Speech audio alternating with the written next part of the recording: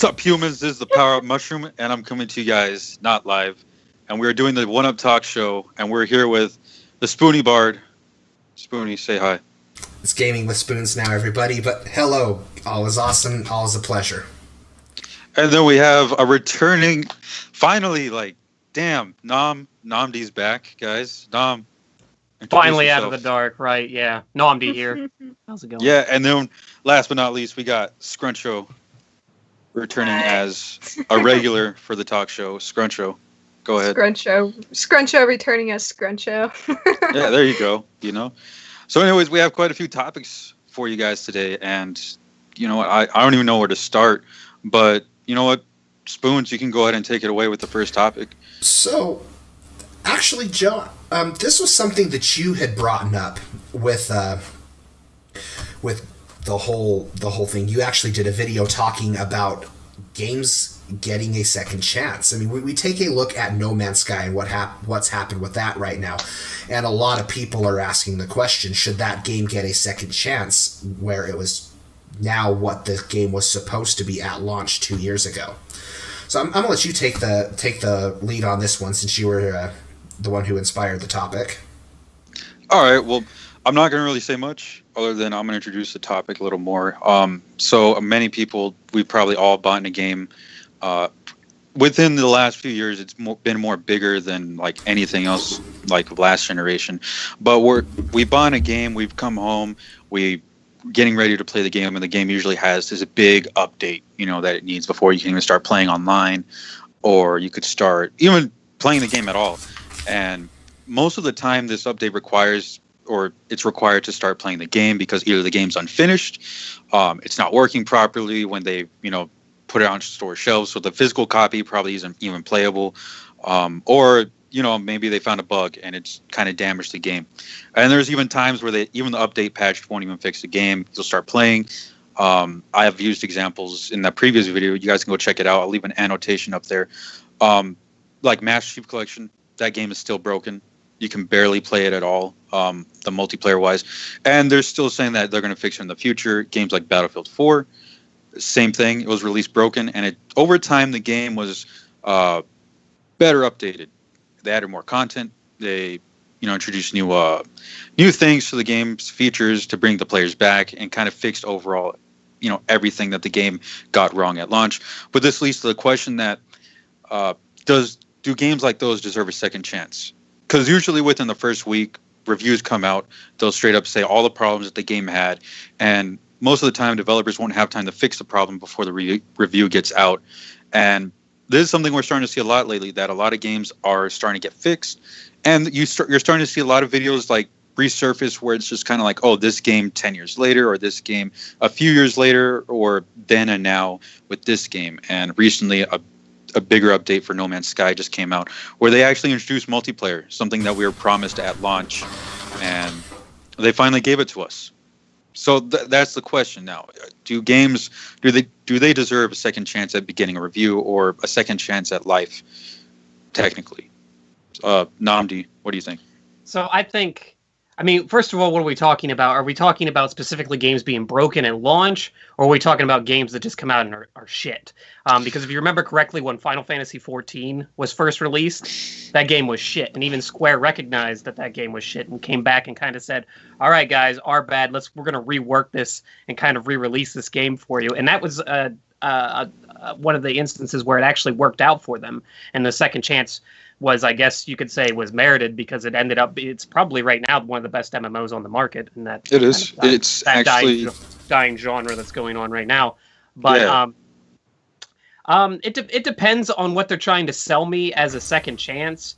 Are we talking about just freely fixing bugs and freely fixing the game so it is playable? Are we talking about DLC or something along those lines where we have to download a patch and pay for it or something like that? I think it depends specifically on what that is, or what they're trying to sell us exactly. If it's just going to be something where, like, it's our bad, we're going to turn around and fix this, I'm all game for it. But as far as second chances go with that sort of thing, if it's going to have to be like an expansion or some sort of DLC or something like that, then I'm going to kind of push that aside and not even pay attention to it at that point. because they've already lost well, me. I think you bring up an interesting topic, Nom, because let's take a look at Final Fantasy 15. Final Fantasy 15. If you guys were to go play Final Fantasy 15 right now, you would have a very different experience than I did when I first played it. I mean, granted, the game does have the 3 DLC episodes, the online multiplayer that they added in there, but even through the game in of itself, they've gone through and updated the game and added more content to those to the story, content that I didn't get my first initial playthrough. So I mean, going back and taking a look at that perspective, the way I thought about that game with specific again, I'm not going to spoil anything, but with very specific story elements and that I didn't get to experience, having that extra light on a situation goes, oh, that makes a lot more sense than what it did when it first came out. Yeah, right there, I see where you're coming from, because I almost forgot about the Final Fantasy 14 one. I forgot about, and then the Final Fantasy 15. Both really good examples of one that was kind of fixed with a new game or an update, if you will, and one that was just kind of updated along the way to make the game better. But it really did change the experience. And one of the updates for Final Fantasy 15, they changed parts of the ending. Also, there's a middle chapter that really was kind of important. They changed a lot of that. But I guess we could kind of focus more. There's a gray area, but I guess I'm talking more about like games that are broken at launch. Okay. Let's talk about Mass Effect Andromeda. I feel like this is a good topic to bring up because of that. Now, EA, I've heard multiple people say, well, you're too harsh on Mass Effect Andromeda because the game's very different from what it was at launch. They fixed out a lot of those glitches and bugs that people were laughing at. But I look at it this way. You have one shot to leave your lasting impressions. Assassin's Creed Unity ended up doing the same thing. You have one shot to make that impression. And I feel like if you fell, oh, well, the game's better now, you have that one chance to get someone to buy your game. I mean, even the video game companies, even developers, that first initial launch of what their games sell means a lot. So if your game's shit and you then say, oh, well, hey, don't worry, we'll update that, and then a whole bunch of other people come in to buy that game, how does that affect the company's income and overall sales of that game, I guess? Mm-hmm. Yeah. Scruncho, you got anything on that? Well, I think it all depends at the end of the day. I mean, if it's a couple glitches here and there, I don't think it's that big of a deal. But what makes me mad is when they promise all these things, just like No Man's Sky, when they promise all these things that are going to be at launch and they're not. Games like that, unless you really, really want to play that game, or you were really hoping to play that game when it's something that you can be proud of, then I get why people would want to play it and give it a second shot. But personally, I would never give it a second chance. I mean, I would rather have them push back, the date to release it than release a broken game and have everyone get let down. I mean, I think that's just, it's shitty. I'm sorry, but it's shitty. And I don't think, unless I really wanted to play it, I don't think it deserves a second chance. But it really does depend on what's broken, are how many promises were broken and whatnot. And that's just what I think about it. That's a good point too, because you can actually, and if we're talking about launches and stuff, you can destroy a gaming experience by destroying the launch. I know a game that happened with me was SimCity. When SimCity came out, it might have been one of the most god-awful launches of all time. First of all, they decided to make it online, and that was an absolute terrible mistake. The servers were down, cities were being deleted, people couldn't even log into the game, and it actually completely destroyed the experience. Because I was ready to go. I had all my friends with me. We were ready to play this game. We were up till midnight waiting to just get on. We'd get on, play for a little bit, get some lag, get kicked off. Our cities would get deleted and that sort of thing. So something like that could completely destroy the experience, and therefore you might just be, I'm done with it. you know? Yeah, exactly. And in EA with that particular game even came out and they like gave people a bunch of money or wallet money on Origins, and you could go back and buy some games for basically their shitty release. And even after doing that, I don't think I've touched SimCity since that day. So I have no desire to go back and play it, no matter what they've done, no matter how well they fixed it. Well, yeah. Did you want to go, Spence? And I do want to bring up something else with No Man's Sky here, because, I mean, amidst all the hype that was going on with that game, it had a lot of things that were being promised that weren't being able to come in and be delivered on. You know, part of that, Sony, Sean Murray, Hello Games, you know, they should have had a little bit of damage control when it came to that launch. But I think if Hello Games and you know, with No Man's Sky, they would have said, you know, look, this is an early access game, rather than trying to sell it as this big expansive game that was already pre-developed. You know, charging $60 for it was another one of those questionable things, because at launch I had a friend actually who bought that game, and the initial download for that game was 3 gigabytes. That's how big that game was at launch. So if they were just to be upfront and honest, yes, this is an early access game, we're going to build this with the community, would that game have ended up being received a little bit better? Probably. I mean, early access, I feel like, saves a lot of people from making their final opinions about a game.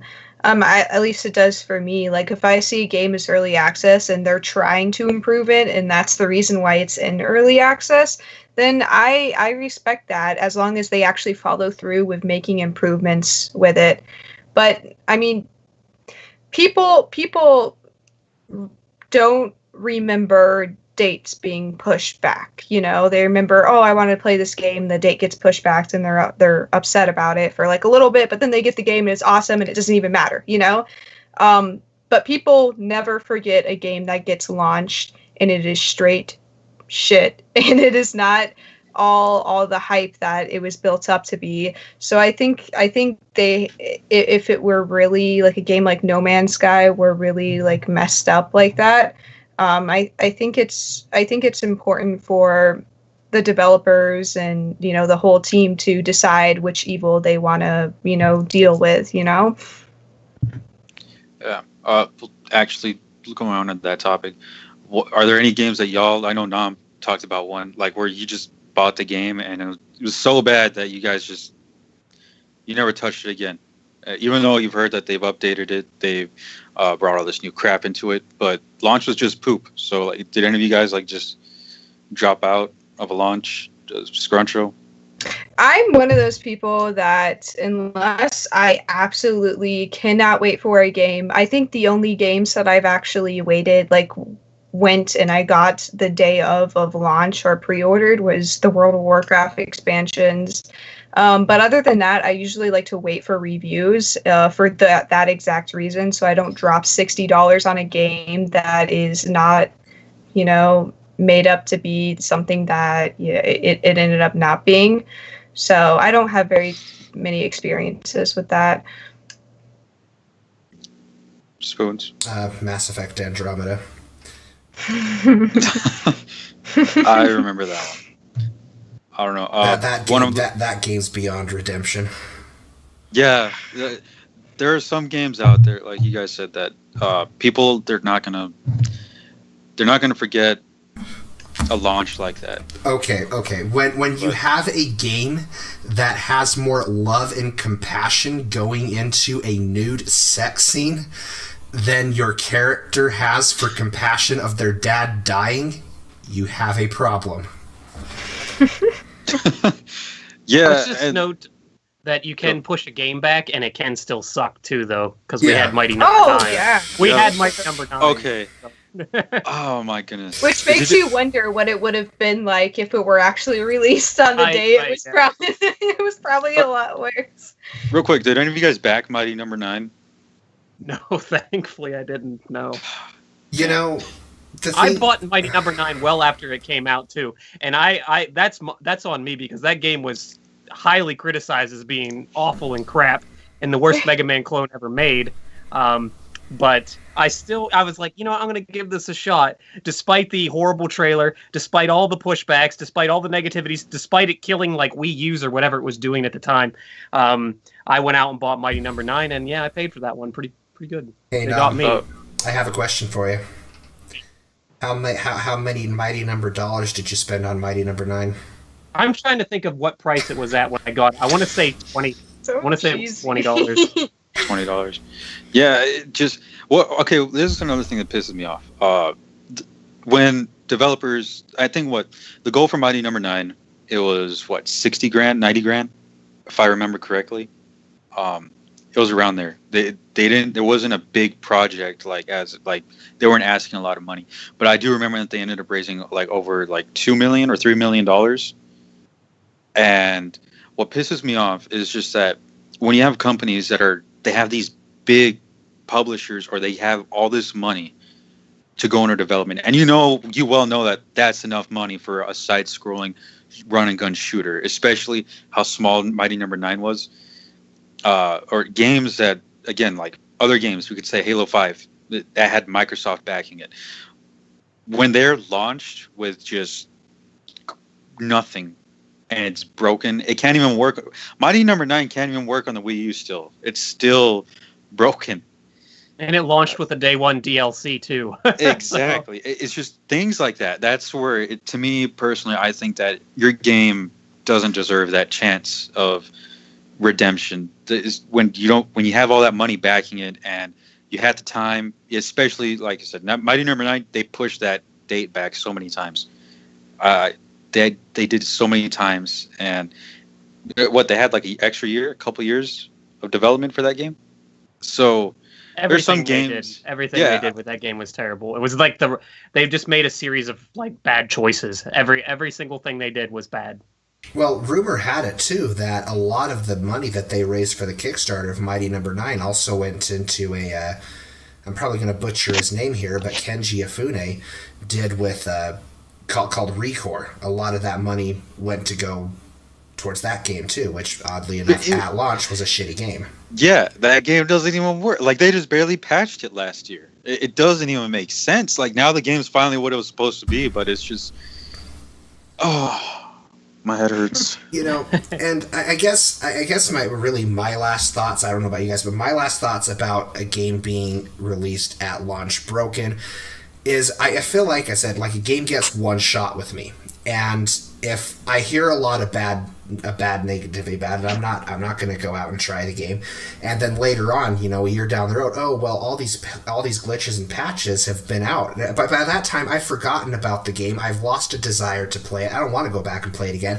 It's like Shadow of War. I was really interested in that game, but the microtransactions killed it for me. I'm not going to go back and play that game now because, at this point, I'm like, there's other games coming out. Why bother? Yeah, and well, then you do have those companies that I guess they try to better the game by taking out microtransactions, and recently that's what happened in Shadow of War. I haven't touched it. I don't know how that's affected the game, but I don't know. Do you think companies like that, do their games deserve that second chance of hey, we're trying to improve it for you guys. We took out the microtransactions. Try it. Do you think that those people? Do you think they deserve? Frick have no. the game again? If it's EA, no. I was gonna say frick no. Those guys need to be stringed up and burned at the stake. I mean, there's no going back. You screw your consumer base over that bad, and you willingly know you're doing it. I'm sorry, you deserve all the revenue loss that you got. All right, I feel it. Anger's real. Y'all got anything else to add onto this topic? No, it's 2018 and we're talking about Mighty Number 9. So. All right. It's time that thing Mighty Number died. Yeah. It's on my shelf actually behind me. Okay, we'll move on. I'll stop with the Mighty Number puns. That was the last one. Yeah. A lot of people will tell you out there that there's way too much of an emphasis on graphics, specifically towards development time and stuff, and what kind of domino effect will it cause on that sort of situation. So, Spoons, I'm interested to hear what you have to say on this specifically, because I know that you're a gigantic fan of games that have sort of a retro style graphics or have more of a artistic style of graphics. You know, I mean, it's an interesting subject to take a look at, because I do feel like so many companies are putting an emphasis on graphics, and we're seeing so many open world games that have these huge, expansive, lush worlds to go in and explore. Hours upon hours of gameplay, you know, the little blades of grass, each having their own detail, and the budget of those games going into it. And I take a look at, you know, take a look at a game like maybe Cuphead that doesn't have a more traditional style. Video games do have that ability to be more of an art form. And you know, on this topic, it's kind of interesting to have seen Octopath Traveler blow up the way that it has, because it is a very retro-inspired video game with its graphics, but yet it's still being able to sell impressive numbers in 2018.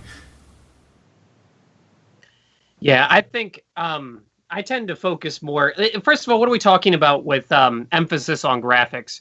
Are we talking about an emphasis on realism? Are we talking about emphasis on an art style? Because I think Persona 5 is a great example, because Persona 5 had I would call it an emphasis on graphics. I would say that the emphasis was more on an art style than it was on focusing realism, obviously. So I think games can focus on graphics. It just depends on what you're doing with them. Obviously, when you're going for realism, the rendering, the budget, and everything that goes along with that's going to slow things down. It's going to drive costs up. So companies are going to struggle to kind of make their margins there with that sort of thing. Scruncho, do you have an opinion on this? Do you think that games are more of the, I guess the AAA titles anyway, are focusing too heavily on making their games look pretty, or do they need to focus more on gameplay and stuff like that? Yeah, for sure. I think at the end of the day, you need to sit down and look at what you're making and ask yourself, is this something that just looks good, or is it something that plays good too, and it actually leaves an impression on the person who's playing it? I mean, graphics, I think, should come second. I've played a ton of games that have been good, that didn't really have the best graphics, but they were fun, and they were different, and they were unique.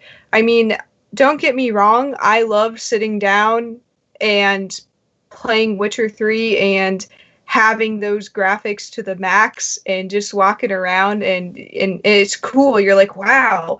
But Witcher 3 is a good game. Even if you have to play on potato graphics, it's a good game, you know? It's still, you know, everything that everyone wanted it to be.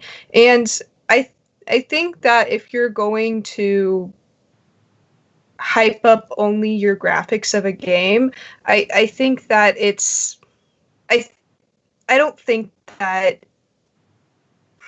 I just don't think that it's all about that. And I think it's a matter of opinion as well. At the end of the day, you know, what is it that you're into? Some people can totally hate the graphics of a game, but other people can love it, you know? So it comes down to personal opinion, and it also comes down to the actual gameplay of the game.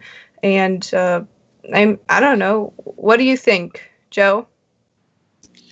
That kind of lines up exactly what I'm thinking of. I was thinking of there's a game, most people know it, Fallout New Vegas, did not have the best graphics at all. And as a matter of fact, I'd say the graphics at the time, I think Modern Warfare 2 came out, so everyone was like kind of blown away with like, oh my god, we got these graphics.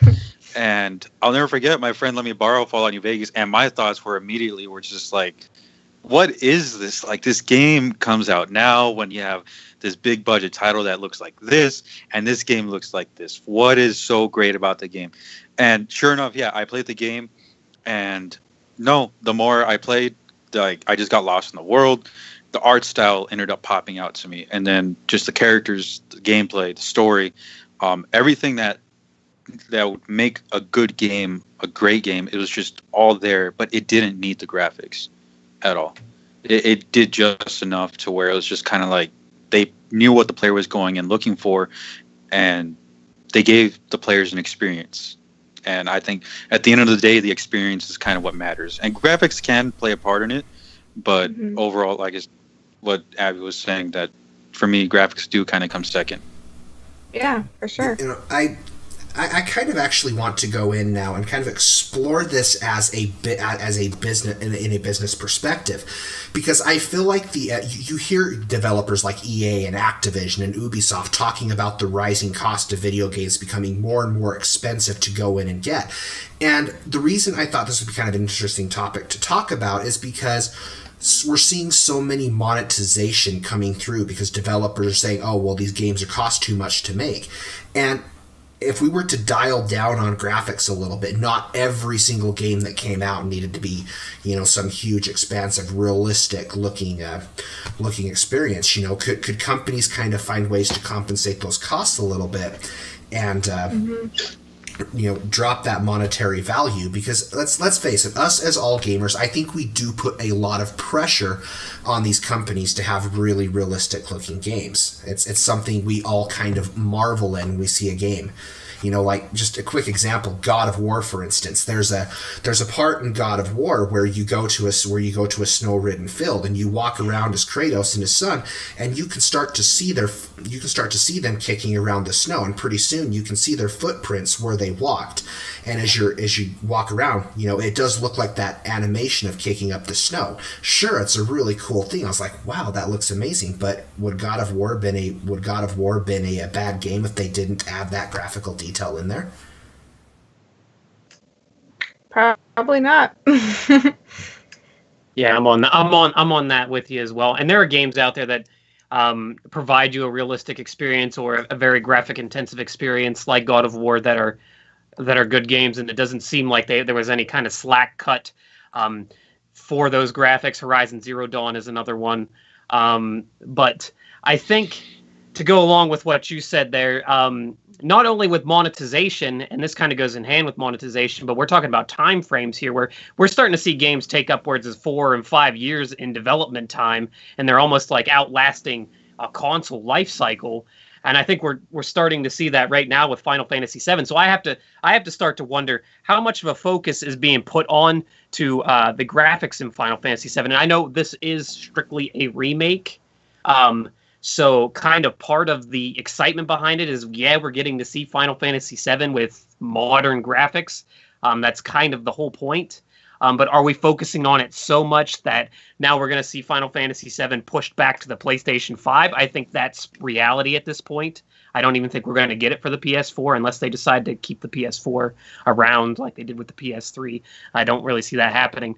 But I think as far as time frames go and us, you know, we're going to be like in our 60s here, waiting for games to come out 10 years down the road. So well, you know, you actually bring up something kind of interesting, Nom, and I was watching a video talking about Final Fantasy 13 and Final Fantasy 15's development, the whole Versus 13 before that was rebranded into Final Fantasy 15. And I think a lot of what's eating up a lot of development time with these games is so many more companies are wanting to expand into creating their own video game engines. You know, it's not just enough now that you just use Unreal Engine and, you know, run with that. I mean, you have Horizon Zero Dawn that used the Decima engine, Square Enix back with Final Fantasy 13, which is why that game took so long. Versus 13 couldn't handle it. 13 was used more as a linear based game. You know, it took Square Enix a lot of time to go in there and develop the Crystal Tools engine. Same things kind of happened with the Luminous engine. That's why Kingdom Hearts has taken so long to get out, because the Luminous engine couldn't handle Kingdom Hearts 3. So mid development of that game, halfway through, they had to switch a lot of the assets over to Unreal Engine 4. So if these, I think. Sorry, go ahead. I was say, I think if these companies are gonna, you know, do that, maybe don't develop your own engine unless you know what you're doing. I mean, I think it also comes to, at the end of the day, what is your story in the game and what are you trying to portray?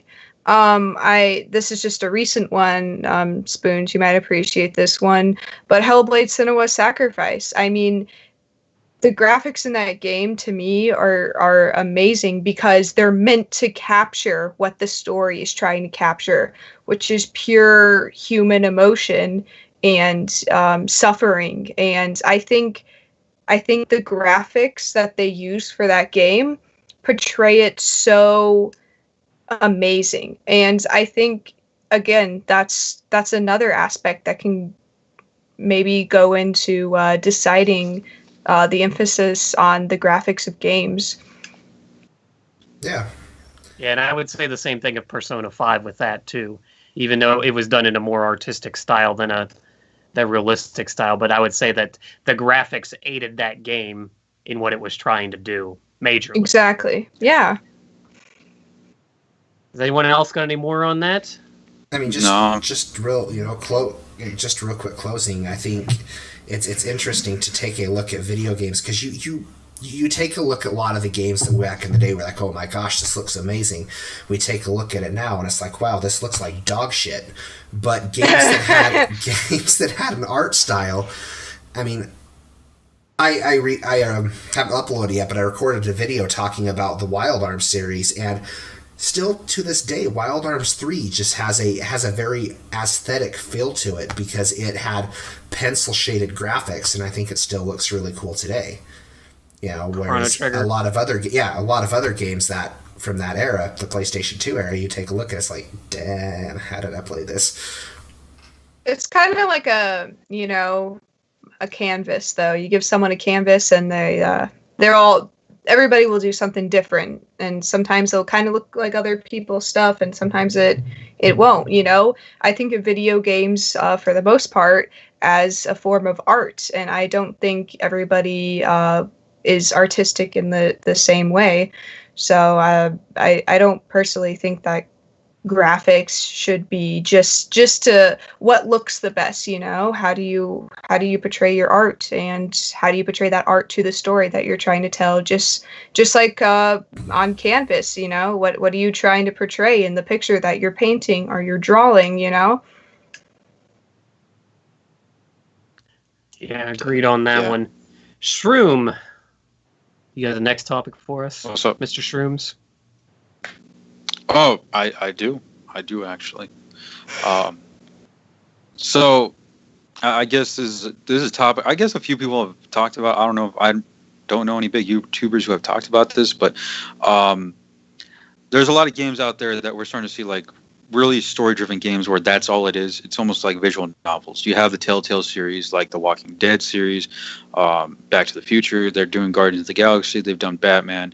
You have Until Dawn. And you also have Detroit Become Human is the latest one from the creators of Beyond Two Souls and that other game. Remember Me? Was it Remember? Or Life is Strange. I don't remember that name of the game. No, not that one. Life is Strange was one of them, but Detroit Become Human, there's...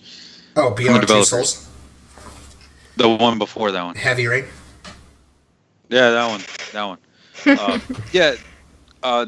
I guess the question is, are those games actually games? Because most of the time in those types of games, they're just story-driven or they're point-and-click adventures, as you would say. And you're not really doing much other than watching a story play out. But do you guys consider that a game?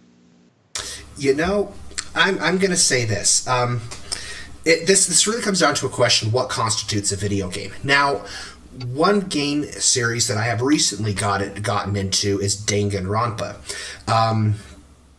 It is a visual novel style game. It takes a lot of different aspects. You go through, investigate crime scenes. You take a look at what's going on. Then you, of course, take that knowledge with you to go to the class trial, and it's a case to see who killed who, and it's your job to kind of try to figure that out. Now, I would make an argument that the gameplay decisions, interacting with your characters, being able to go in and do that investigation, whether or not it's a click and point, just because it doesn't have an expansive action action-based combat system, or it's not an RPG, or you're not firing a gun. It's a gameplay style in of itself. Even if your game is heavily focused on a Doki Doki Literature Club, or a insert random Japanese vampire RPG thing that they tend to do sometimes, those games, that gameplay is that. Reading that story, that's what the game is. That's what the developers intended the gameplay to be like.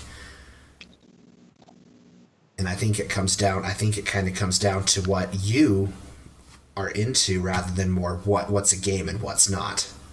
Right. I don't want to make it sound like I'm belittling the topic, because I think it's an interesting topic and I think it's something worth talking about. But I got to say, from a personal experience, I just don't care. I think we get too much. We start to talk too much about semantics, and then we start to argue about semantics way too much. I would say, I guess, just for my little 2 cents on it, is if you're interacting with it, if you have some kind of interaction or some kind of effect on it, then I'm going to call it a game. And if you wanted to call it a game, go ahead. If you don't want to call it a game, I really don't care. I think it's all semantics at that point. So, like I said, I'm not trying to make it sound like I don't care about the topic at all. It's just something, when people start like arguing over something like this, it's just something that I'm like, just do what you want to do. I don't really care what you call what, or what you want to think this is. My 2 cents is if you're causing some sort of effect on it, it's not a movie, it's not a TV show, it's a video game at that point. So that would be all I have to say. If you press a button, it's a video game. Press the button. Yeah, because if you look at like old style RPGs and stuff like that, like back in the day, how are they really that much different? Like if you're playing Final Fantasy 1, you're just tapping a button every so often, right? Is that a game? I mean, is that any different than pointing and clicking at something? Yeah. I agree with Nom fully on that, because I mean, I think that's the difference between reading a book, watching a show, or watching a movie, or you can't manipulate those things. And I think what makes a game is being able to manipulate it, and having results from you manipulating those actions or whatnot. There's consequence. You're causing some sort of interaction within the world. Cause and effect. It's not like you're just like a bystander, you have some sort of input. Agreed. Anybody else have anything to add? I think Nom just blew the can off of that one. Pretty much said what I was thinking. Nom got it all. Didn't leave anything else for the rest of us. Sorry. Damn it, Nom. Look at all, taking the spotlight. I've been repressed lately. I got a lot of shit to say. He's angry over there breaking things. Alrighty, so let's move on to the next topic then. Alright. This one I've been kind of itching to talk about. I want to know y'all's opinion on this one. So, a lot of y'all have probably heard of like preservation for movies, or the film preservation committee, like where they preserve old movies for the artistic style, or they achieve something that was never achieved in cinema or something. And it's actually how would you put it? It's actually helped out a lot when people, like, maybe for film festivals, or if they need to bring a movie back out from like the before times, they've brought it back out, kind of made copies of it, to kind of show that, oh yeah, during this time, we're already, 100 years already where they've been using films, and they've actually brought in films out just to kind of show people like what, media was like back then, our films. And I don't know, this kind of raises the question, are we getting to that point where we're going to need a way to preserve video games? And a lot of video games have, they've done a lot and to kind of push boundaries to where like video games have come from. I mean, look how far we've come. It's been 30 years? Well, it's been more than that. If you even go back to like Pong, or like probably one of the first games like in the city. It's a little too far, but yeah, pretty much. And Nintendo recently, they took down these ROM sites that had kind of a list of like all their Nintendo games. And ROM sites, if you really think about it, were kind of the way that people would kind of preserve older games that were kind of forgotten. A lot of developers, or they've made so many games, especially during the NES era and the Atari era, where not a lot of people are going to remember them. And these ROM sites kind of give people the privilege to play those games that were lost in the past. And now the topic is kind of rising that should we have, or should there be a kind of a preservation committee or whatever that's official that preserves video games? Well, with Nintendo specifically, because I want to kind of focus on that just a little bit. Let's say, I mean, legally, Nintendo has every right to do what they're doing. But the fact of the matter is unless Nintendo plans to monetize this somehow and put it back out there, there is no fucking point to them taking down ROM sites at all. And Nintendo gets into this a lot where they just make decisions where you're like, what are you doing? Like, I kind of liken to it like people playing catch. And then they set their ball down and they walk away. And then some other kid comes along and picks up the ball and starts playing with it. That would be like Nintendo coming by and go, no, you can't play with that ball. That's ours. Even though we're not playing with it anymore, we're going to let the air out of it so you can't play with it. That's essentially what they're doing. So if they plan to continue to play with the ball, then continue to play with the ball. But if you're letting it go, let somebody else have some fun with it at that point. And it's like you say, we're going into preserving art, we're going into preserving information and stuff like this. So if we're not going to make these games readily available to the public or for people to have access towards them, I don't want to over dramatize this, but we're sort of talking about something that's along the lines of like book burning, where we're just destroying information at this point because it's not out there for people to access. Again, Nintendo legally has every right to do what they're doing, and if they plan on doing something with these IPs, or they plan on doing something with these series that, Nintendo's got a back catalog that they refuse to put out, or they're taking their time with, especially with like GameCube and even N64 stuff like that, where we're just not getting any of it, and they're just kind of holding it to themselves. It's like, what's the point? Like, let them do it, It's a dick move. It really is. Yeah. There's no other way to. There's no other way to say it. Nintendo's good at that. They've always been really, really stingy with their IPs, to the point where like I'm almost afraid to wear like a Pokemon shirt on my YouTube channel, because I'm afraid that Nintendo's going to look at that and go, "We own the rights to those characters. You need to take that video down. Copyright infringement." It's almost that ridiculous. I see a Charmander in the back. Can you blur that out when you go to edit? There's a doing a Pokeball behind. Hey, YouTube spoons.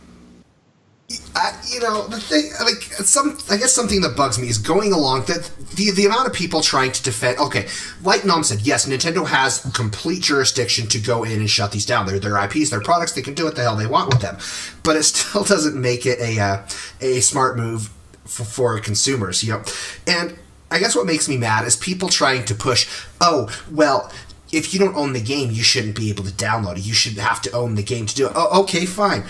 Let's talk about the retro gaming retro gaming people buying games. Nintendo ain't receiving jack shit for these games to begin with, so that argument's completely invalidated anyways.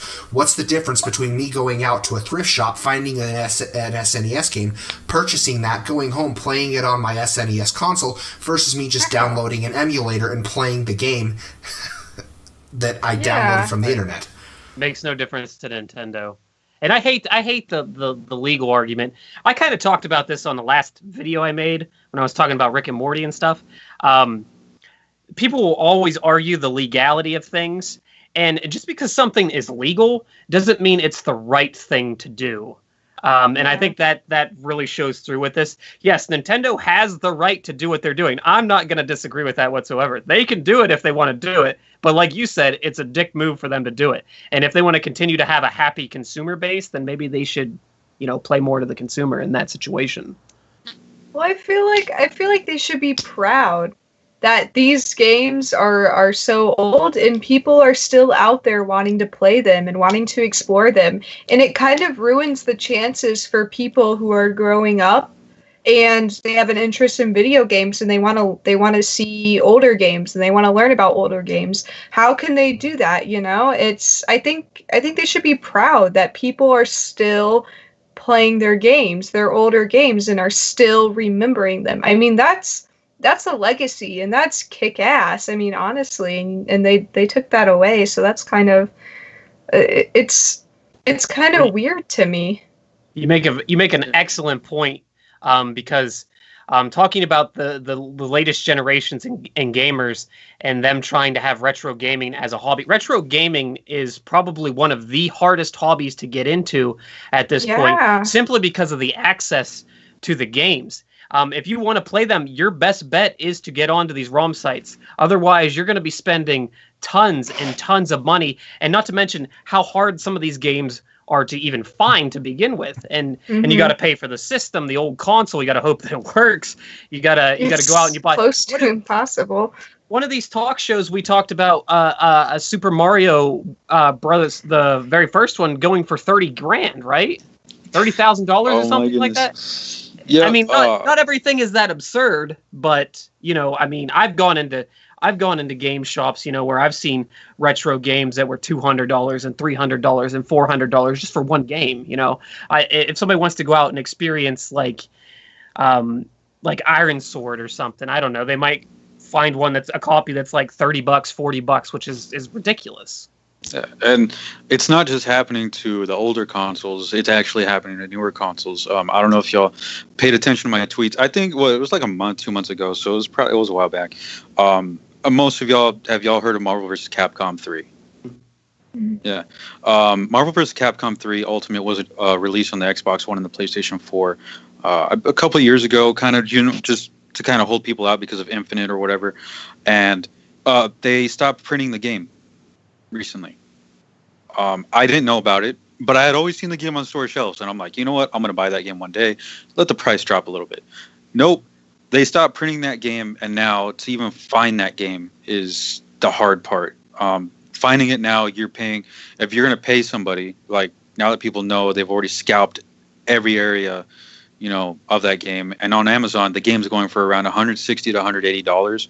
Some people are even selling it around like $250 to $300 for a game that's on the PlayStation 4. Yeah, you could probably buy it, digitally, but again, like people who want a physical copy. I mean, I don't know. Just it's getting real hard to even go and look for games that you really want to play, because there's a possibility that a game like that might be too expensive to own. And Shrooms, you and I were talking about this the other night, but the Sega Saturn being a console that is really hard to collect for, namely because emulators for that game for that system don't work. And if they do, you have to have a really beefy computer, and even then it still doesn't run. I mean, and it's anyway, you want to play a Sega Saturn game, you're looking at buying the console. One game I want to pick up is Panzer Dragoon Saga, but there's no way in hell I'm paying $420 for a copy without the case just to play that game. Yeah, that's without the case. If you find one with the case, you're looking around like $1,400 to $2,000, depending on the shape, and I think companies like either Nintendo, if they're not going to do anything with those IPs or something, let someone else buy them and make more copies or distribute them. Or I'm hoping with Sega, they got a bunch of their older games and they released it. But I want to see a lot of companies where I want to see them have that backlog or that preservation of their old games, that every game that they released in time. They see something's increasing in price, or people are showing interest in a certain game, because it can happen at any time. There are thousands of games out there, thousands.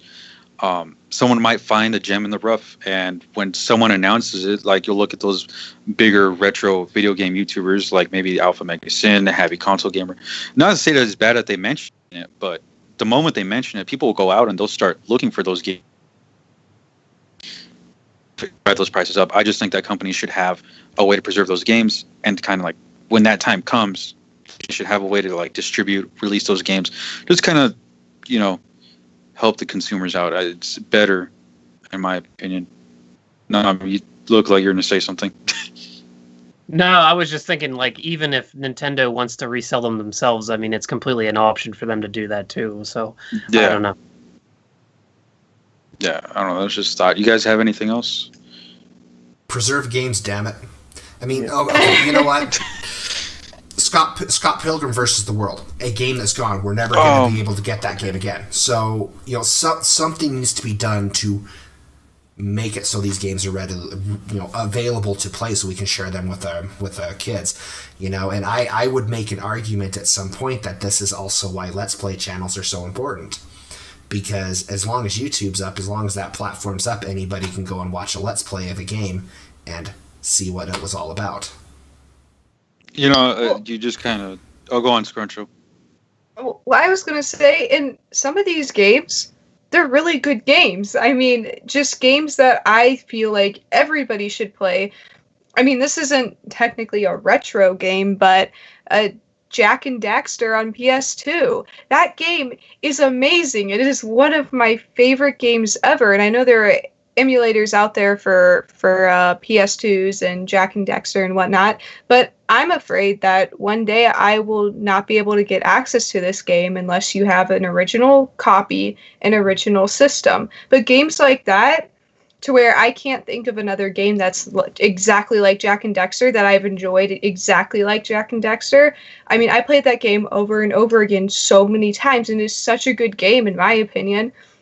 And I feel like everybody should be able to go and play older games, because just because we're coming out with new games continuously, it doesn't mean that these older games, despite their retro graphics, or they're not as good and cool and amazing, explosive, gameplay. It doesn't mean it's not a good game, There's a lot of games out there that are older that are just so much fun to play, and it's sad that we're running down this path that is forcing us to forget about these games, and new people that are growing up to love gaming, like I said before, aren't going to be able to have access to these games that are just so much fun, and newer games are all they're gonna know. It's sad. Yeah, at some point, there's not going to be a workable PlayStation 2 on planet Earth. At some point, their Exactly. hardware they're gonna degrade. At some point, there's not going to be an option for that, and all we will have is the game available digitally. So that's actually a point I brought up in my video that I made about it when I talked about Nintendo shutting down these ROM sites. So, I'm scared now. I'm scared. Well, no, yeah. Well, you bring up a good point on, because I think about it, because eventually, we're gonna get 60 years old. You're in Spoons probably hit it before us, but we'll be right there. Probably, not probably. We will. No, but yeah. Think about it. By the time we hit 60 or something, there might not be a workable original NES. A Sega Saturn might not even be around, or just to find parts for those games. There are games. There's been times where I've gone and there was one time I went to GameStop. I'll never forget. I went and I asked for Napoleon Dynamite. It's a video game on the PSP, and it was released. Knew the game Napoleon Dynamite had a video game. I just wanted the game because I was a fanatic. I'm still a fanatic of the film. It's one of my favorite films of all time. And I was thinking you know what? I need to have the game. That you can't like the film and not have the game. So I went looking for it, and people at GameStop looked on the computers. They're like, no, the game doesn't exist. You guys probably saw, the movie version or whatever on the PSP because you had that. And I was just like, no, the game exists. I know I saw it one time on a shelf in a clearance rack at Target. And sure enough, I think it was a year ago or 2 years ago, I was walking, I think it was at an old retro store. It was swap meet stores where they set up. Sure enough, Napoleon Dynamite right there, $7.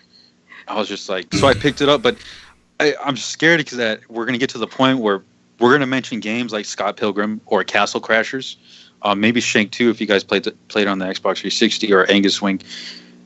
You're not going to know what that is because the game's not around anymore. Yeah. The only copy you're going to have is on your Xbox, and if your Xbox fries, or maybe PT, Silent Hills. You can't play that anymore because unless you have a PlayStation with it that has the game. Fun fact. I live about an hour away from where Napoleon Dynamite was filmed, and just let me say, no, we don't act like that here in Idaho. Man. Tina, eat the food. That's disappointing. You crushed my dreams. I was gonna go out there. Tina, you fat lard, come get your dinner. But I mean, it's sad, but hopefully, like I said, I'm hoping that they find a way to do this, because we're starting to see it a lot now, where games are kind of being forgotten. Anybody got any other thoughts on that? Brought a tear to my eye a little bit. What's our next topic, Shrooms? All right. All right, we're going to talk about streaming games. No more physical copies. Alrighty, was that the intro to the topic? So I guess I'll elaborate a little bit on what's going on. So what's kind of sparked this whole idea, what's been talking about? Apparently, Microsoft has been heavily rumored to be having a streaming device or a device capable of streaming. Again, these are just rumors right now. But we've also heard rumors circulating that Google plans on entering the console market, and that's going to be a streaming service as well. You know, of course, then you have the CEO of Ubisoft, who thinks that here within the next few years we're going to have a cloud-based streaming service for all games, where you pretty much have a subscription. You go in, pay that company money, and then you're able to access their servers and download their games. Now, I'll start off the kicker and say no. I absolutely think that's garbage. Why? Data caps. Those pesky freaking data caps. Until we can get rid of data caps, until we can get internet in around the United States and other areas, other countries who don't have the greatest of internet, I don't see streaming ever being a viable option. And I'd like to think that video game companies are aware of this. What's your thoughts on it? Spoons for president. You're just going to pick all the topics that are going to piss me off. Well, I see that there's a lot of anger inside you. He's squeezing something. Turn to the dark side. No, first of all, we don't need any more consoles. We don't even need the ones one of the ones we have right now. I'm not even going to say which one, but you can probably guess. But which one? You can take a guess. I'll leave that to your imagination. I think it's pretty obvious at this point, though. But no, we are not, as a society, as a technologically based society, we are not at a point where this is acceptable yet. Clearly not. Like he said, with data caps and stuff like that, yeah, we're not there. There's people who live in this area, this particular area that I'm in. Like, look, I have access to high-speed internet, but if you drive 5 miles up the road, you're either getting satellite or dial-up, two of which I guarantee you are not capable of streaming games, at least high-quality games. So I'll say no to that. And then when we're just talking about the preservation of games, so if we go to all digital, we're essentially saying, and I'm not saying the digital library shouldn't exist. What I am saying is it shouldn't be the only thing that exists, because then we're kind of playing into the company's hands whether or not they decide to keep something around, because this has already happened where games have come off servers and now there's just no way to get them. So if everything just becomes strictly digital, then we're really, really, really heavily relying on those companies to keep those games readily available to us. Whereas if you have a hard copy, at least you have that to fall back on. And the last thing I'll say is I'm a collector, so I like having a physical copy. So that's vainful, but you know, that's the last thing I want to add something here to what you're saying, because you're saying you're a video game collector. You want to be able to have that reason to go in and physically collect these games. And as Rich from Review Tech actually brought up a really interesting point, and he said, you know, these people who are saying, oh, well, I have the physical copy of the game, I have the game that's complete. No, you don't, because we live in a day and age where day one patches are a thing, where, you know, patches are a thing. I mean, you download a chunk of the game, Final Fantasy 15, for instance, a big one, that game, Once those servers go offline, sure, you have that copy to play forever as long as you have the system, but you're going to go back to what that base game was and miss out on a lot of content that's been released for it. So, right. You know, where do we draw the line? How do we, these games are incomplete now. So, well, if we could trust them to keep everything readily available to us, then there's no problems. But we're trusting major corporations, and that never seems to go well for anyone. All right, Abby, you had something to say? Well, it pisses me off because if I can't plug in whatever system I'm using and bring up my single player game and be able to play it, and if I have issues with that, then that's bullshit. It doesn't make sense to me. I don't understand all the.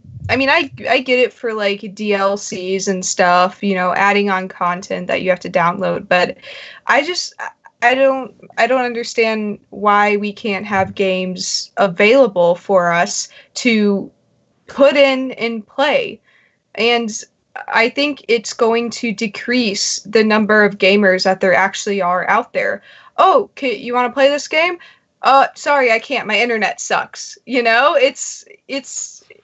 I don't get it. I don't know why anyone would ever think that's a good idea. Because if that was a reality right now, I'll tell you what, I wouldn't be able to play very many games because my internet is so bad right now. That's a good point, Abby. How many times have me and you, Joe, been sitting in a party on the PlayStation 4 together, and you're trying to convince me to buy a game, and I'm like, you know what? I have the money in my account. Money's not an issue, but I don't want to go past my data cap. That's happened so many times. I can't even count the amount of times because. I mean, they're going to lose money. They're going to lose money. I mean, the amount of time that's happened, you couldn't even count how many times that's happened, even if you took all of your clothes off. So. Oh, you want me to? No. Please don't. No. Wait. Yes, I just inserted a random dick joke. Inserted. We already watched Double whammied that one. You did. I just double whammied that one. Now I'm trying to keep it together. Come on, now, I'm just let it out. Alrighty, but I mean, it's quivering over there. It's true. It's so frustrating, and I mean, like that's something too. Like you live in like Joe lives in Vegas. They have great internet in Vegas. I live out in friggin' Idaho. You get out to, like Nom said, you get out to some of the rural areas. It's satellite, and hell, I still know people who are rocking dial-up. Potato connections. The very mention of dial-up just makes my ears hurt. But 56K.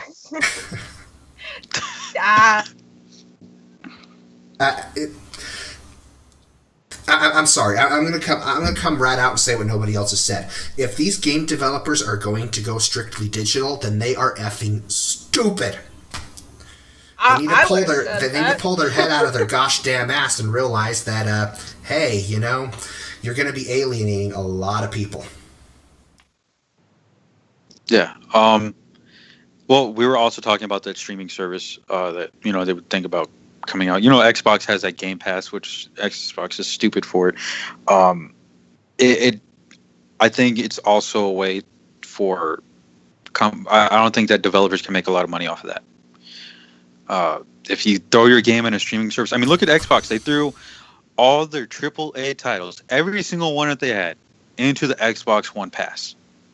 Those are physical. I mean, I guess it's helping them now because you could probably say, "Oh, I'm going to get an Xbox One with the seat or the Game Pass or whatever," and you could be streaming like Halo 5, Gears of War 4, Recore, Sea of Thieves, all games that are trash or not trash, but they're incomplete, by the way.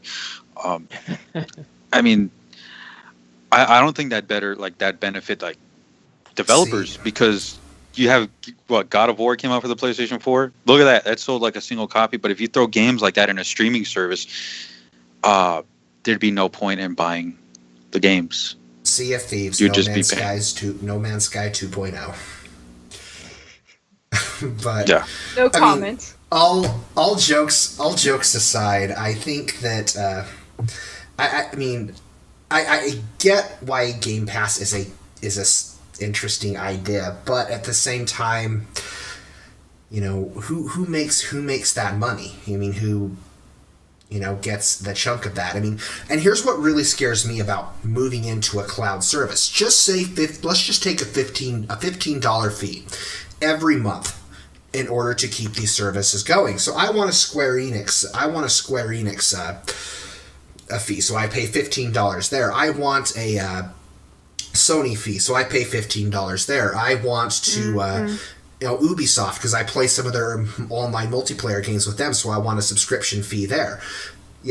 Pretty soon you have all these subscription fees. You're paying $100 a month or more than what the average consumer even plays for video games. I mean, you're talking about cross-platform play right now with all these different companies. I mean, can you imagine how much that would halt and limit people being able to play games together? Because let's say, Joe, everybody plays a lot of EA games, but little Jimmy over here has a bunch of friends who play a bunch of Activision games, Call of Duty. But his dad's a big fan of Battlefield. That means he can't play games with his friends because his dad doesn't want to pay for the subscription fee to have a Activision as well in the house. Well, and if you pay for all these subscriptions, say there's one game that you actually like from, say, EA. So you're paying monthly to play the one game. That doesn't really make sense to me. And if you do have monthly subscriptions for all these different gaming companies, I mean, that's money just added up. You should be able to buy the games you want to play instead of paying for a subscription to get a bunch of games you don't even want to play or you have no interest to play, That doesn't make sense to me. Well, I mean, you heard the bullshit that Capcom pulled with Resident Evil Cloud Edition, right? I mean, it's only available in Japan right now. But what is that? You rent out the game for $27 for a month and a half or something like that, and then you have to, if you want to continue playing it again, you have to repay that $30 to do it, or the equivalent of that in yen.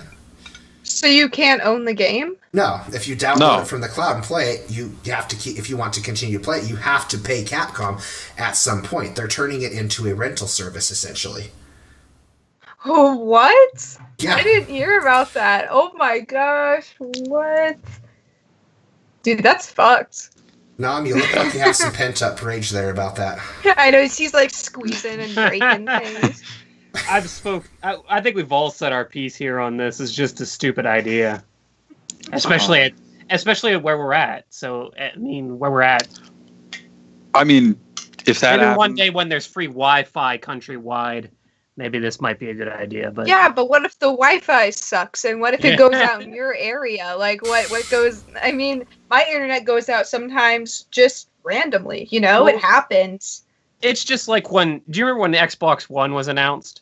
Do you remember that shitstorm? Oh my gosh! They're like, yeah. You have to be online, and then everyone's just like, "What the fuck? Why would you think that is ever a good idea?"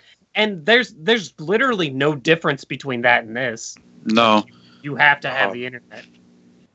I don't think it'll get very far because there's going to be a lot of pissed off people like us who are sitting in some really crappy internet situations, and they're gonna get that shit thrown back in their face real quick. At least I hope, if it ends up becoming a reality. Well, I can tell you straight up, if that ends up becoming a reality, and I'm gonna have to go, you know what, guys, hasta la vista. I've got retro games. I'm gonna go catch up on my backlog. Screw modern consoles.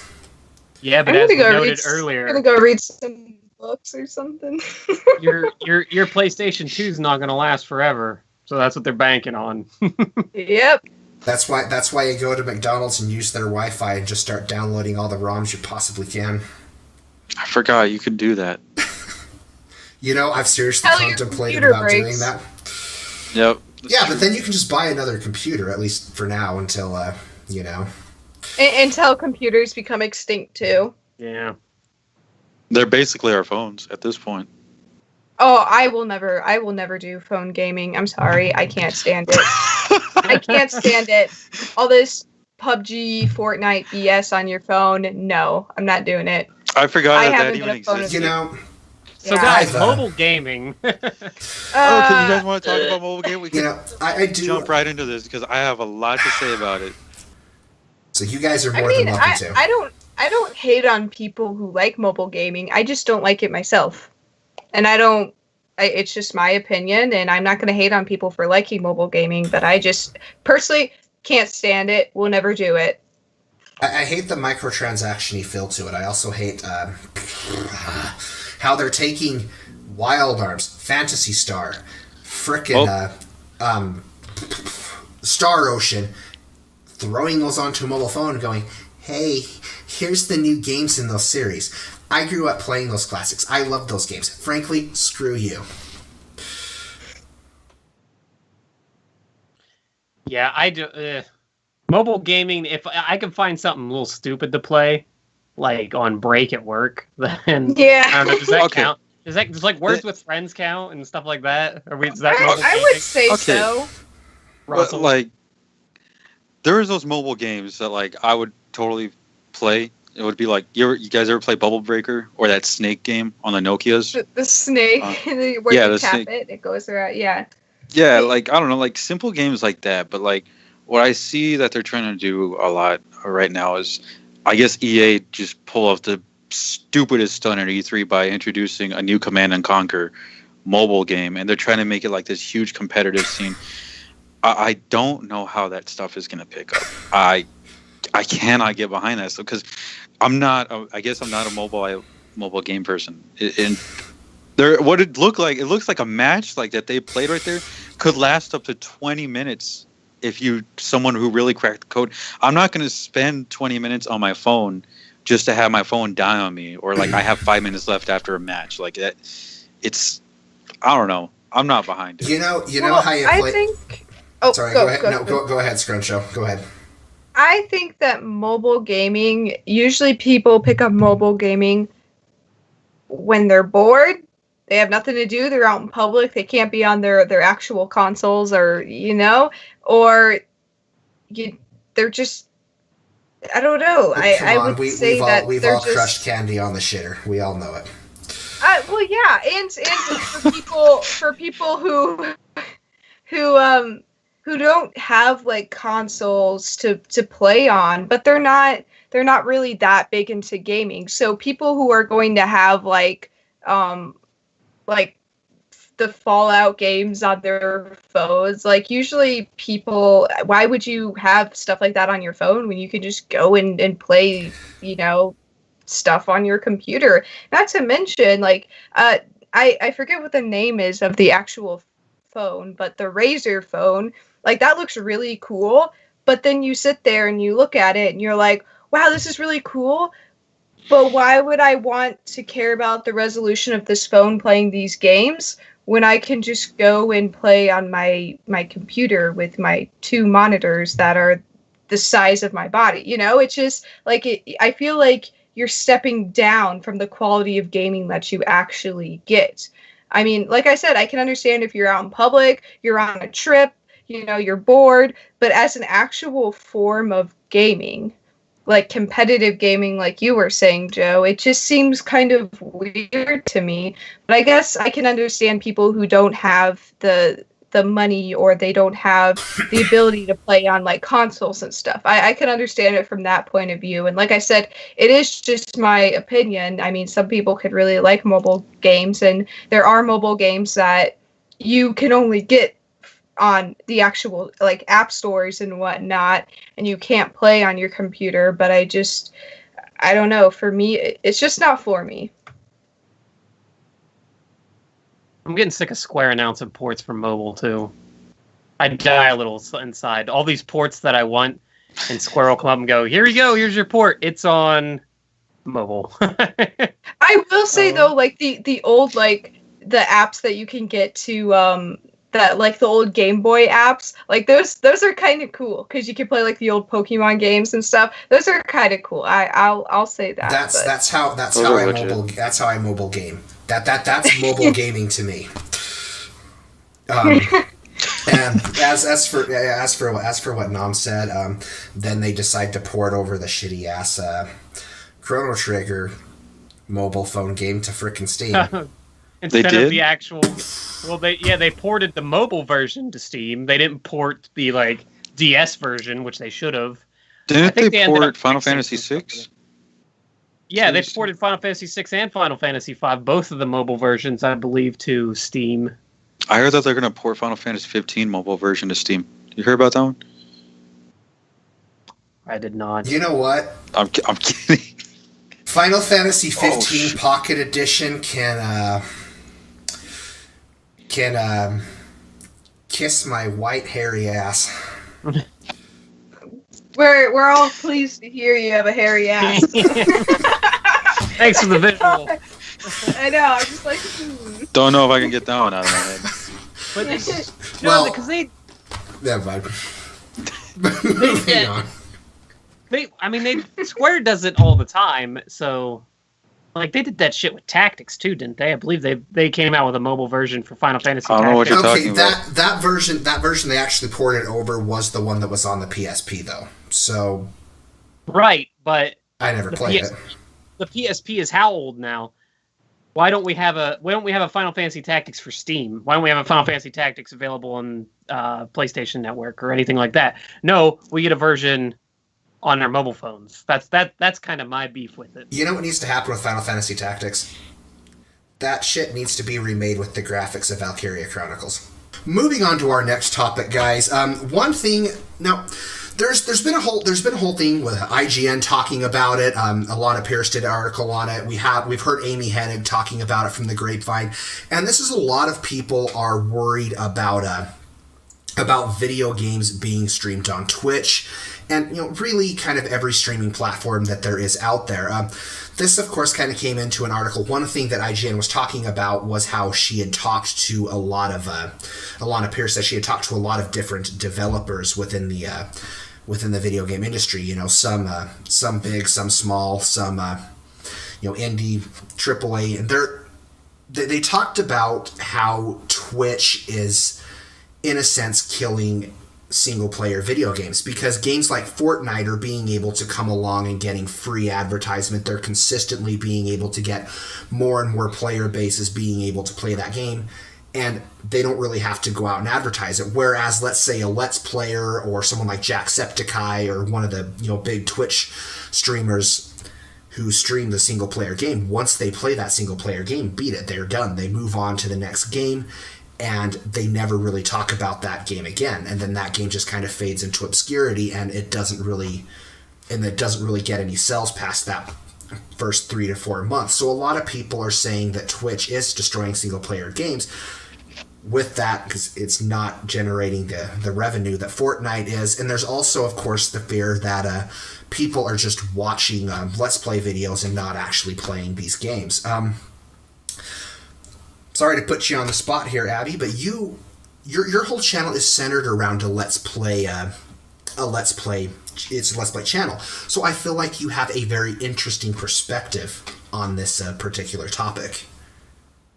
Well, here's the thing: you have to question what people are watching for, and it's say I was super into, you had mentioned Jacksepticeye. He does a lot of Let's Plays. I don't know what he does now. It's been a while since I looked at his channel, but from what I saw, he did some Let's Plays.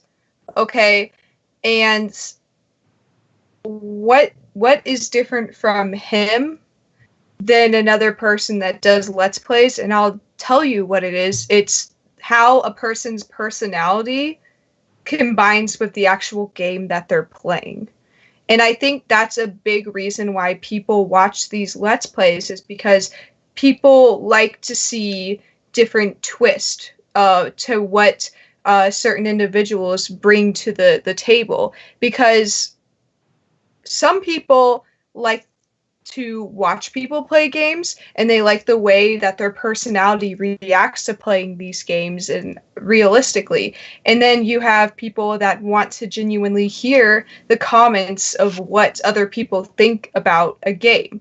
And I think it's important for developers and, you know, other people who feel this way to understand that they can still appreciate their games as an individual, but it doesn't take away from them watching someone else play it, because how I play a game and how someone like Jacksepticeye plays a game is completely different, and I think it definitely changes the watching experience, and I don't think it affects your playing experience whatsoever for how you emotionally connect with this game, because I think it's really different.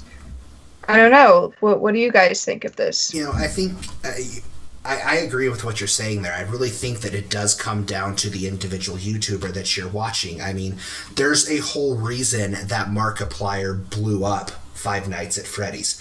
The way he reacted to that was priceless. You asked for going on and talking about, you know, companies who are worried about their single player games being affected by. I mean, we've seen that Persona 5 and Atlas stopped streamers from being able to stream Persona 5 up to a very specific time. They actually, I think it was after the first dungeon originally, but then they retracted that up to a certain date in the game, which was November 20th, and then as far as I know, you still can't stream past that date. So I think some developers are very worried about their story content, or people not wanting to play their games for their story if they can just go watch a Let's Player on there. So it's difficult at that point, because I mean, I guess I see both sides of the spectrum.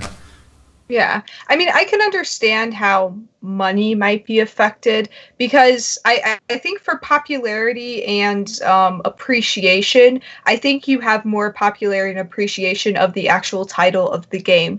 Because what happens is that there are some people who are like, I really think this game could be cool, but I don't want to go out and I don't want to buy it. And quite frankly, I don't want to play it for myself. And I think that being able to watch a game, because some of these people, they would have never bought in that game anyway, unless it were on clearance or whatever down the line, you know.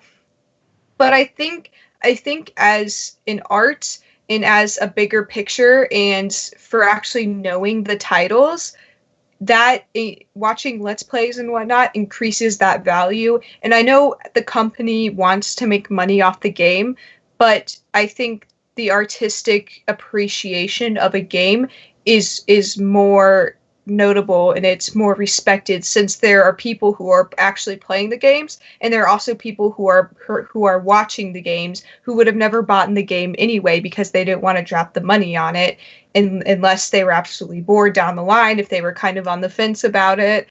You know, I think I can understand why a company who makes games would feel like Let's Players or streamers would take away from this.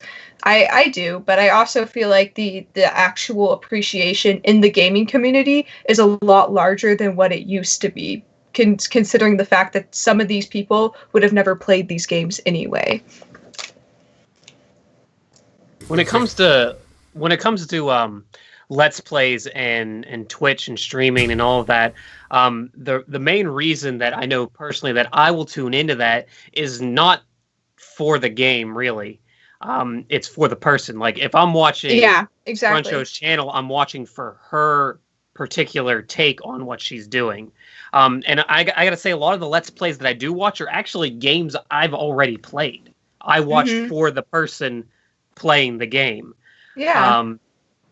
So when it comes to like a story-driven game or a single-player game, I'm not watching to see how the game turns out. I'll experience that on my own if I want to, if I feel like it's going to. And there seems to be like this narrative going around, and everyone's searching for reasons right now on why single-player games or story-driven games are quote-unquote dying, which I think is a myth, to be honest with you. I mean, you can just look at last year alone. Who were the major contenders for Game of the Year last year? Horizon Zero Dawn, single player game. Persona 5, single player game. Mario Odyssey, single player game. And Zelda Breath of the Wild won it, single player game. Right now, as we stand in 2018, the major contender right now is what? God of War, probably. So there's a single player game. So I think a lot of people are overreacting to that fact, and when there's that overreaction, we gotta find reasons why this is happening. So this is just some sort of deflection method. I don't think Twitch or Let's Plays or anything like that are taking away from single player sales or whatever you want to call it. That's just my take on it. I think it's. I don't see death in the industry there. I don't see, atrophy. I honestly and truly think this actually comes down to more of a business perspective than anything. I mean, and one of the things that stood out to me more than anything, we're afraid of the revenue and the support that Fortnite's getting. It's continuously in the media. We're making it, and I think we see this with EA, Activision, and Ubisoft, kind of the big three right now. And I think it all comes down to monetizing. And I do think some of these indie developers see that, if we can make a game like that, we can make billions. And it's frustrating. And I think EA and Ubisoft, Activision, they're all trying to form this narrative that single-player games are dying because they want the world to think that. They want to push more of these multiplayer games so they can, in turn, put in loot boxes, microtransactions, and find ways to monetize their games and make far more money than what they could by just releasing one single-player story game. Mm-hmm. So in a sense, it's frustrating because microtransactions have really ruined and have shaped the landscape into uncharted waters at this point.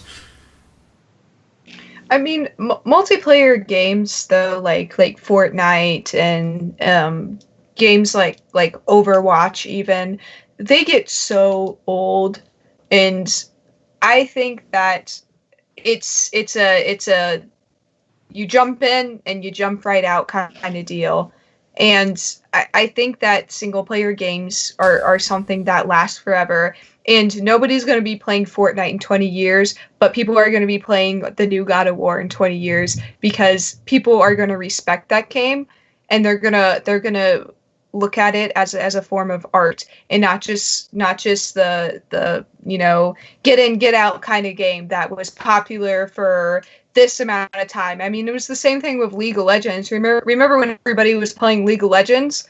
People still play League of Legends, but what is everybody playing now? Fortnite, PUBG. League of Legends is slowly, I feel like, dying off, just like Fortnite and PUBG are going to. But these single player games, they're going to last forever. People are going to continue to play them in the future. And I understand the revenue aspect of it, but at the end of the day, if I were a developer, it's a puppy.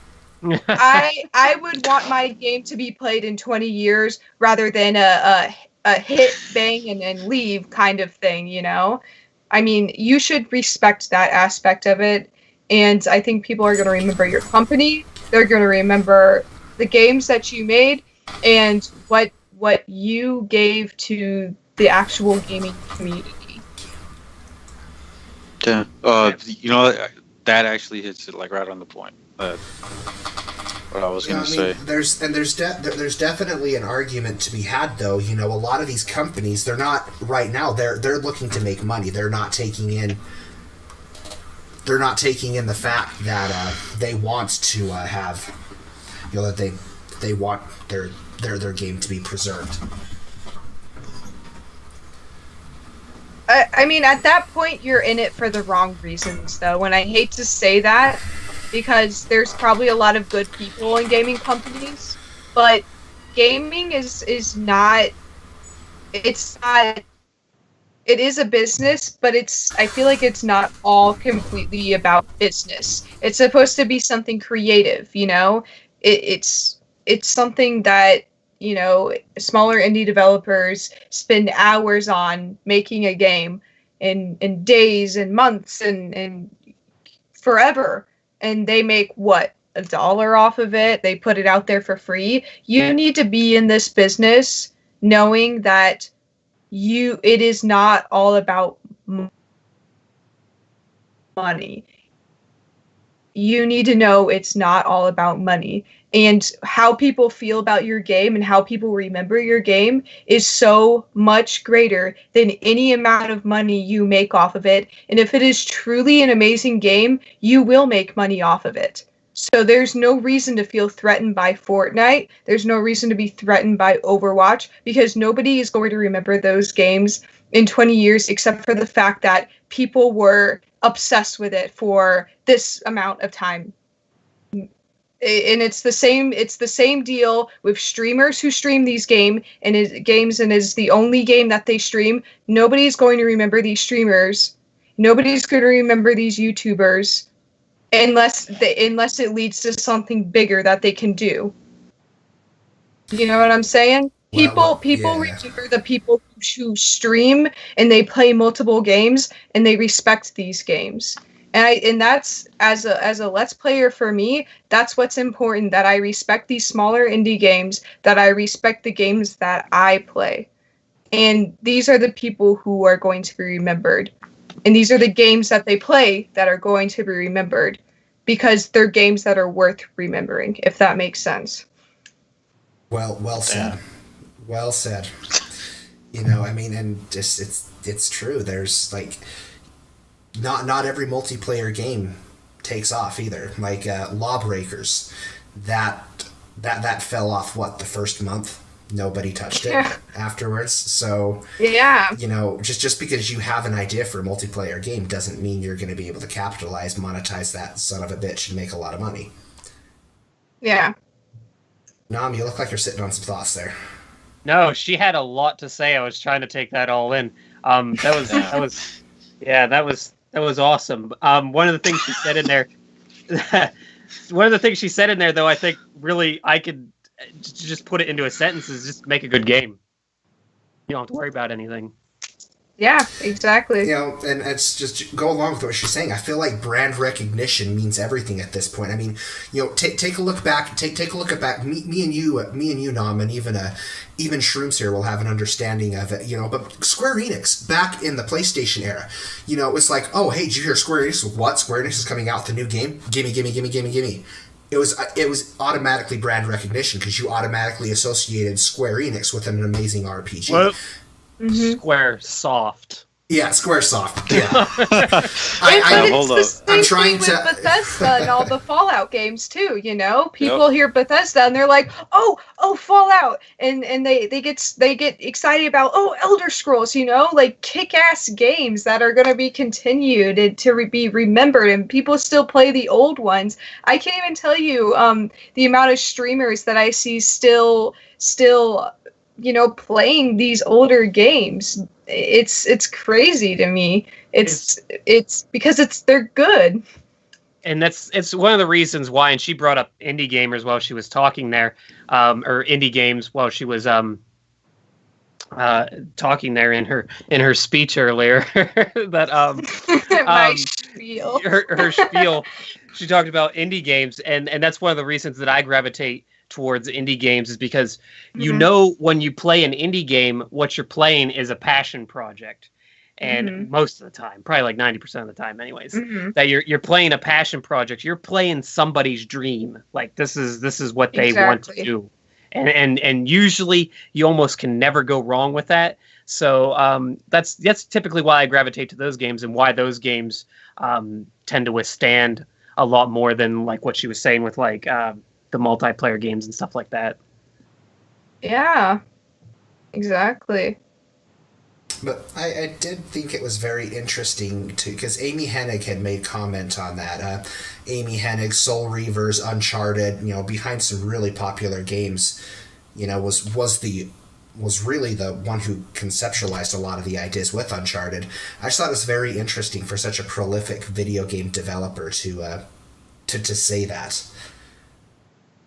I think, I don't mean this in a bad way, but I think they need to get out more. Well, I think they need to get on the internet, and I think they need to see what people are actually saying, and I think they need to see what people are streaming and what people are playing and whatnot. I don't think that there was enough involvement in the actual community. I mean, I can understand where the statement came from, and I can understand that there are probably some issues with it as far as you being a creator and whatnot. But I think that actually understanding what is going on in the community is something that's really big in forming an opinion of this kind of topic, you know? Yeah. And I do tend to think that Amy's statement was a bit biased because she was working on that linear story driven single player Star Wars game that Visceral Games was working on and was canceled. She was the head of that project, so you know that's unfortunate. That really is unfortunate. But at the end of the day, that's not a problem with the people who actually appreciate these games. That's a problem with the people who want to make money off of games instead of caring about what they're putting out there. And that's where you should be directing your attention. Well said. Does anybody have any additional thoughts to add to that? No, I think Scruncho got it all. Sorry. I get really angry about this stuff. No. It was a triggering topic for her. Any person who uses the arts, whether that be music, whether that be, physical, on canvas, in studio arts, in gaming, in any form of art, and they use that in order to make money instead of actually appreciating the art they're putting out there, it just doesn't sit well with me. It bothers me because art is considered art for a reason, and I will always consider video games a form of art, whether people agree with it or not. But it saddens me to think that there are people who are taking advantage of people with creative minds who when they go home, this is what they have, and this is what makes them happy, and this is what brings them up, and there are people who are taking advantage of them to make money, and that upsets me and that saddens me, whether it be with music, whether it be with video games, any form of art. It's unfortunate that we live in a society that is so money hungry that they would take advantage of people like that. It just, I don't know, I hate it. It bothers me. Well, the perfect example of what you're saying is something we brought up earlier in Mighty Number 9 is the perfect example of that, of something where you can clearly see that the art aspect was not there. It was just completely driven by monetary reasons, and what you got in the end product was crap. So they feed it off gamers' nostalgia. That's exactly what Mighty Number 9 did. It's the same thing with the which console was it that it was in our last talk show that they were bringing it back, and they had it. Yes, and they were promising all these things, but they knew that they were feeding off of people who were nostalgic about the actual system and the games that they played on the system, and that's what they were feeding off of, and they were taking money from these people, and they weren't even providing anything for them at the end of the day, and that's so unfortunate. It's heartbreaking, really.